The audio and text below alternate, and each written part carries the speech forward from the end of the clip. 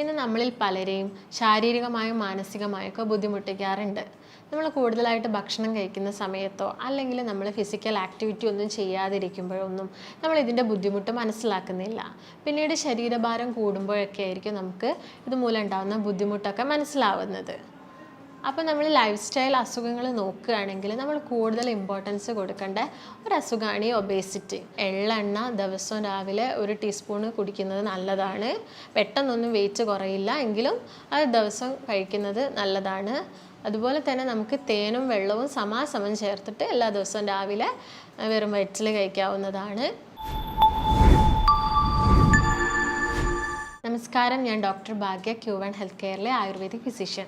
Obesity അഥവാ അമിതഭാരം ഇന്ന് നമ്മളിൽ പലരെയും ശാരീരികമായും മാനസികമായൊക്കെ ബുദ്ധിമുട്ടിക്കാറുണ്ട്.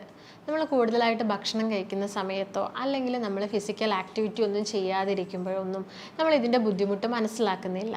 പിന്നീട് ശരീരഭാരം കൂടുമ്പോഴൊക്കെ ആയിരിക്കും നമുക്ക് ഇതുമൂലം ഉണ്ടാകുന്ന ബുദ്ധിമുട്ടൊക്കെ മനസ്സിലാവുന്നത്. അപ്പോൾ നമ്മൾ ലൈഫ് സ്റ്റൈൽ അസുഖങ്ങൾ നോക്കുകയാണെങ്കിൽ നമ്മൾ കൂടുതൽ ഇമ്പോർട്ടൻസ് കൊടുക്കേണ്ട ഒരു അസുഖമാണ് ഈ ഒബേസിറ്റി.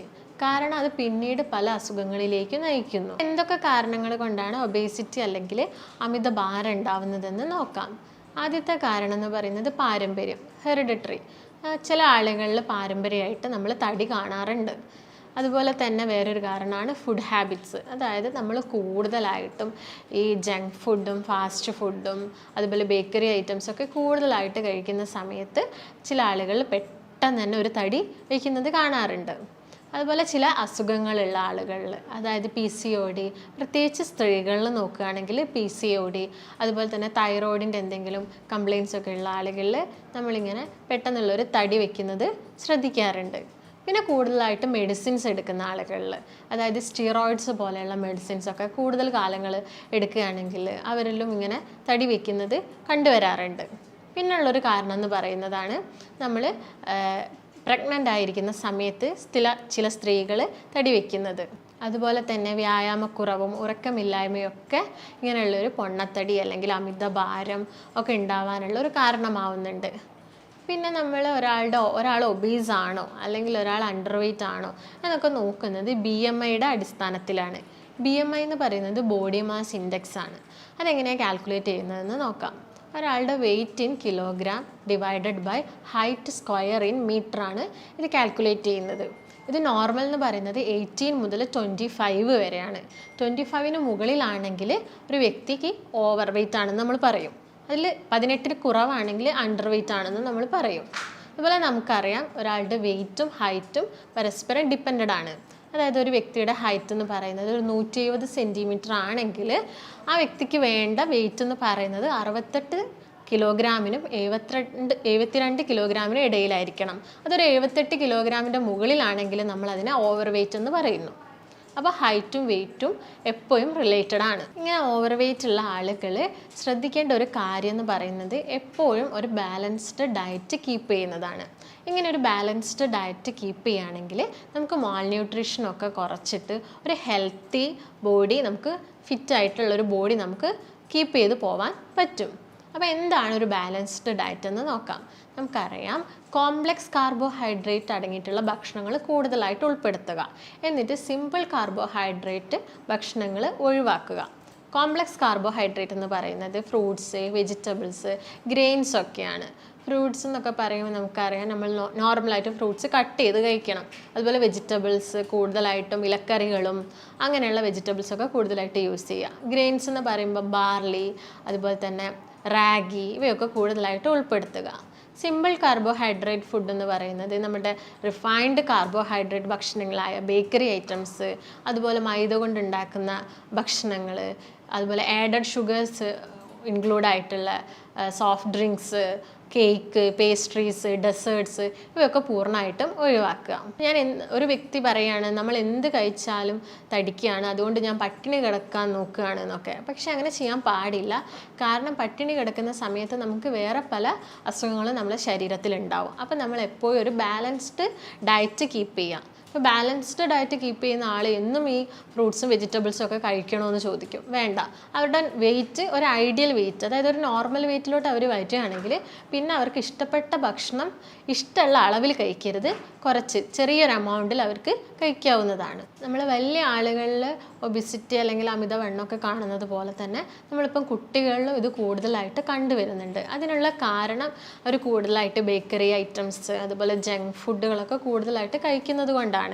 അതുപോലെ അവരിൽ ഉറക്കമില്ലായ്മ, കോൺസെൻട്രേഷൻ കുറയുക, മടി പിടിച്ചിരിക്കുക, അതുപോലെ പഠനത്തിലൊക്കെ പിന്നോക്കാവസ്ഥ, ബ്രീത്തിങ് ഡിഫിക്കൽട്ടി ഉണ്ടാവുക, രോഗപ്രതിരോധ ശേഷി കുറവായിട്ട് കാണുക, ഇതൊക്കെ നമ്മൾ കാണാറുണ്ട്. പിന്നെ എന്തൊക്കെയാണ് ഇതിൻ്റെ റിസ്ക് ഫാക്ടേഴ്സ് അല്ലെങ്കിൽ എന്തൊക്കെയാണ് കോംപ്ലിക്കേഷൻസ് എന്ന് നോക്കാം. നമ്മൾ അധികവും നമുക്ക് ഈ ഒബിസിറ്റി അല്ലെങ്കിൽ അമിതവണ്ണം എന്നൊക്കെ പറയുന്നത് ശരിക്കും ഒരു കോസ്മെറ്റിക് ഇഷ്യൂ ആയിട്ടാണ് നമ്മളിൽ പലരും അതിനെ കാണുന്നത്. എന്നാൽ നമ്മളത് ശ്രദ്ധിച്ചിട്ടില്ലെങ്കിൽ പിന്നീട് അത് ചില അസുഖങ്ങളിലേക്കൊക്കെ മാറാറുണ്ട്. അതായത് നമുക്കറിയാം കൂടുതൽ നമ്മൾ തടിയുള്ള ആളുകളിൽ ഹൈപ്പർ ടെൻഷൻ കാണാറുണ്ട്, അതുപോലെ തന്നെ ബ്ലഡ് ഷുഗർ കൂടുതലായിട്ട് കാണാറുണ്ട്, അതുപോലെ തന്നെ കിഡ്നിയുടെ ഫങ്ഷന് എന്തെങ്കിലും ഡാമേജ് ഒക്കെ സംഭവിക്കും, സ്റ്റോൺ കാണാറുണ്ട് അങ്ങനെയുള്ള ആളുകളിൽ. അതുപോലെ തന്നെയാണ് ഈ ഹാർട്ട് ഫെയിലിയേഴ്സ്, അറ്റാക്ക്, സ്ട്രോക്ക്, ഇതൊക്കെ നമ്മൾ കൂടുതലായിട്ടും കണ്ടുവരാറുണ്ട്. ഇനി എന്തൊക്കെ ഭക്ഷണങ്ങളാണ് നമ്മൾ കഴിക്കേണ്ടത്, എന്തൊക്കെ ഭക്ഷണങ്ങളാണ് നമ്മൾ ഒഴിവാക്കേണ്ടതെന്ന് നോക്കാം. നമ്മൾ ഒഴിവാക്കേണ്ട ഭക്ഷണങ്ങൾ ഞാൻ പറഞ്ഞു കഴിഞ്ഞു already. Fast food, junk food, അതുപോലെ ഫ്രൈഡ് ഫുഡുകൾ, അതുപോലെ ഓയിലി ഫുഡ്സ്, പിന്നെ ഓരോ ഓയിലിൽ തന്നെ പല തവണ ഉണ്ടാക്കിയെടുക്കുന്ന ഭക്ഷണങ്ങൾ, ഐസ്ക്രീംസ്, അതുപോലെ പേസ്ട്രീസ്, ഇങ്ങനെയുള്ള ഭക്ഷണങ്ങളൊക്കെ നമ്മൾ പൂർണ്ണമായിട്ടും ഒഴിവാക്കണം. കാരണം ഇതൊക്കെ പെട്ടെന്ന് നമ്മുടെ വെയിറ്റ് കൂടാൻ കാരണമാവുന്നു. അതുകൊണ്ട് ഇതൊക്കെ നമ്മൾ പൂർണ്ണമായിട്ട് ഒഴിവാക്കാൻ ശ്രദ്ധിക്കുക. അതോടൊപ്പം തന്നെ നമ്മൾ ശ്രദ്ധിക്കേണ്ട ഒരു കാര്യമാണ് വ്യായാമം ചെയ്യുന്നത്. വ്യായാമം ചെയ്യുന്നതെന്ന് പറയുമ്പോൾ ഒരു അമിത ഭാരമുള്ളൊരു വ്യക്തി പെട്ടെന്ന് ഒരു ദിവസം അങ്ങ് ഒരു മണിക്കൂറോ 1.5 മണിക്കൂറോ ഒന്നും വ്യായാമം ചെയ്യാൻ നിൽക്കരുത്. പതുക്കെ സമയം കൂട്ടി വേണം വ്യായാമം ചെയ്യാൻ. അതായത് ആദ്യം ചെയ്യുന്ന ദിവസം ഒരു 20 മിനിറ്റ് ചെയ്യുക, പിന്നീട് അടുത്ത ദിവസം ഒരു അരമണിക്കൂറാക്കുക. അങ്ങനെ സമയം കൂട്ടി വേണം വ്യായാമം ചെയ്യുന്നത്. അതുപോലെ വേറെ എന്തെങ്കിലും അസുഖമുള്ള ആളുകളാണെങ്കിൽ ഒരു ഡോക്ടറിനെ കാണിച്ചതിന് ശേഷം, അതായത് ഈ റുമറ്റോയിഡ് കണ്ടീഷൻ, ആർത്രൈറ്റിക് കണ്ടീഷനൊക്കെ ഉള്ള ആളുകളാണെങ്കിൽ ഒരു ഡോക്ടറെ കണ്ടിട്ട് നിർദ്ദേശം എടുത്തതിന് ശേഷം മാത്രം. അതുപോലെ ഒരു വ്യായാമം ചെയ്യാൻ തുടങ്ങുന്ന ഒരു വ്യക്തി എപ്പോഴും ഒരു ECG ഒക്കെ എടുത്തിട്ട് കാര്യങ്ങളൊക്കെ ഓക്കെ ആണെങ്കിൽ മാത്രം സ്റ്റാർട്ട് ചെയ്യുന്നതായിരിക്കും നല്ലതെന്ന് പറയുന്നത്. പിന്നെ നമ്മൾ ശ്രദ്ധിക്കേണ്ടത് ഏതൊക്കെ ഭക്ഷണങ്ങൾ നമ്മൾ ഇൻക്ലൂഡ് ചെയ്യണം എന്നുള്ളതാണ്. കൂടുതലായിട്ടും ഫ്രൂട്ട്സും വെജിറ്റബിൾസും ഒക്കെയാണ് നമ്മൾ ഇൻക്ലൂഡ് ചെയ്യേണ്ടത്. അതോടൊപ്പം തന്നെ ഗ്രെയിൻസ് എന്ന് പറയുമ്പം വീറ്റ്, അതുപോലെ തന്നെ ബാർലി, റാഗി, ഇവയൊക്കെ കൂടുതലായിട്ടും കഴിക്കാൻ ശ്രദ്ധിക്കുക. വെള്ളം കുടിക്കുന്നത് നല്ലതാണ്, പക്ഷേ ഭക്ഷണം കഴിച്ച പാടെ വെള്ളം കുടിക്കുന്നത് നല്ലൊരു ശീലമല്ല.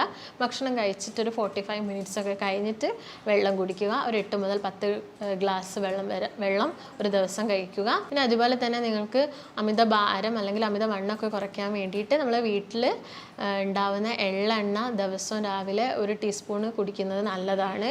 പെട്ടെന്നൊന്നും വെയിറ്റ് കുറയില്ല, എങ്കിലും അത് ദിവസം കഴിക്കുന്നത് നല്ലതാണ്. അതുപോലെ തന്നെ നമുക്ക് തേനും വെള്ളവും സമാസമം ചേർത്തിട്ട് എല്ലാ ദിവസവും രാവിലെ വെറും വയറ്റിൽ കഴിക്കാവുന്നതാണ്. ഇതോടൊപ്പം തന്നെ നമ്മൾ ഭക്ഷണത്തിൽ ഒരു കൺട്രോൾ വേണം, അതുപോലെ തന്നെ വ്യായാമവും ചെയ്യണം. അല്ലാണ്ട് ഇത് മാത്രം ചെയ്തിട്ട് വെയിറ്റ് കുറയുക എന്ന് വിചാരിക്കാൻ പാടില്ല. അപ്പോൾ ഇതോടൊപ്പം തന്നെ വ്യായാമവും ചെയ്യുക, ഭക്ഷണത്തിലൊരു ക്രമീകരണവും ഉണ്ടാക്കണം. അപ്പോൾ ഇത്രയും കാര്യങ്ങൾ ചെയ്യുകയാണെങ്കിൽ നിങ്ങൾക്ക് ഒബേസിറ്റി കാരണമുള്ള ബുദ്ധിമുട്ടുകളൊക്കെ കുറയ്ക്കാൻ പറ്റും. അപ്പോൾ ഇത്തരം കംപ്ലയിൻസൊക്കെ ആയിട്ട് ഒരു പേഷ്യൻസ് വരികയാണെങ്കിൽ നമുക്ക് അവർക്ക് പറ്റിയൊരു ഡയറ്റ് ചാർട്ട് നൽകാൻ പറ്റുന്നതാണ്.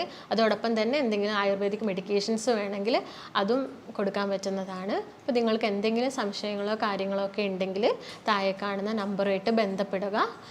നമുക്ക് മറ്റൊരു നല്ല വീഡിയോ ആയിട്ട് വീണ്ടും കാണാം. നന്ദി.